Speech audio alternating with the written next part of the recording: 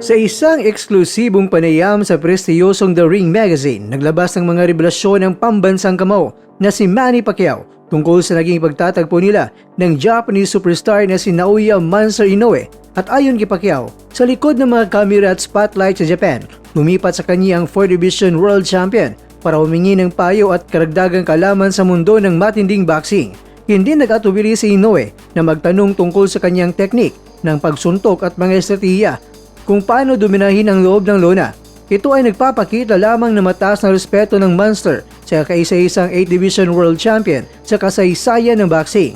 Sa halip na tumutok lamang sa lakas ng kamao, bilang ibinahagi ni Pacquiao na naging sentro ng kanyang payo kay Inoue ay ang footwork. At ayon kay Pacman, ang pundasyon ng bawat epektibong atake at depensa ay nagagaling sa tamang posisyon ng paa.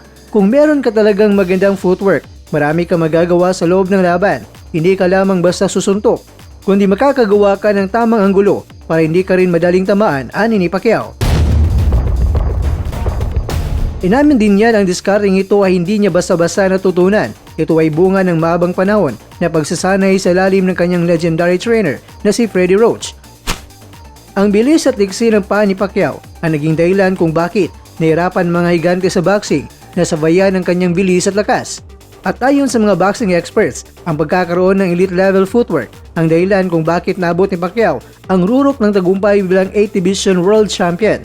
Ang kakayang lumipat mula sa flyweight hanggang sa super welterweight ay nangangailangan na higit pa sa lakas. Kinakailangan nito ang perpektong balanse at timing na tanging footwork lamang ang makapagbibigay.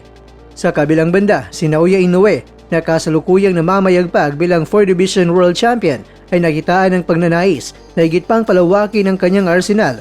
Ang paglapit niya kay Pacquiao ay isang indikasyon na nais siyang i-apply ang Pacquiao Blueprint upang mas mapapalakas pa ang kanyang dominasyon sa mga susunod na dibisyon at posibleng sumunod na sa mga yapak ng Pinoy legend.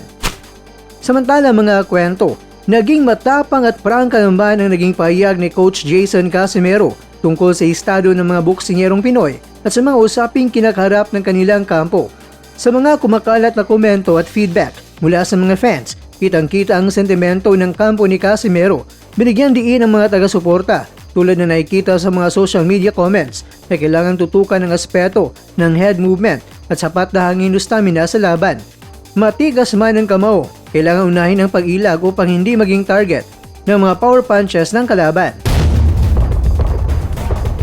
Mga kakwento, ang pagiging prangka ni Coach Jason ay nagsisilbing hamon sa mga Pinoy boxers na huwag makontento sa lakas lang, kundi maging disiplinado rin sa lahat ng aspeto ng kanilang training. Kaya good luck angas ang Pinas sa iyong laban na paparating.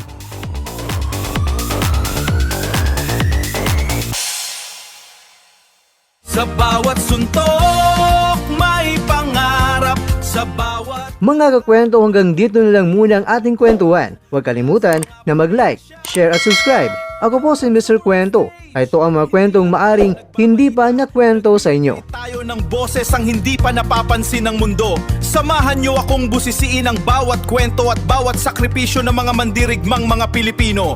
Ito ang kwentong di pa nakwento. Pilipinas para sa mundo. Pilipinas para sa mundo.